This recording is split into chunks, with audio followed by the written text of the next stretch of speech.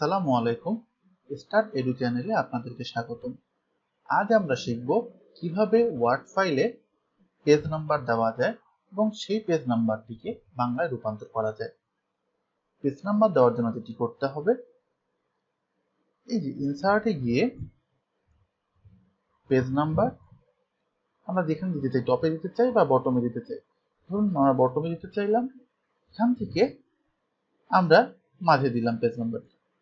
দেখুন আমাদের পেজ নাম্বারটি চলে এসেছে। যদি নিচের দিকে যাই, দেখব পরের পেজে পেজ নাম্বার 1, 2 এবং 3 চলে এসেছে। আমরা যদি চাই এই পেজ নাম্বারটিকে বাংলাতে 1 দিয়ে লিখব, তাহলে জাস্ট এখানে 1 সিলেক্ট করে হোমে গিয়ে এই যে ফন্টটা আছে, ফন্টটা আমাদের সুতনু এমজি করতে হবে। দেখুন সুতনু এমজি আমাদের অলরেডি সাজেস্ট করেছে। জাস্ট আমরা যদি ইন্টার দেই, দেখুন আমাদের পেজ নাম্বারটি বাংলা হয়ে গেছে।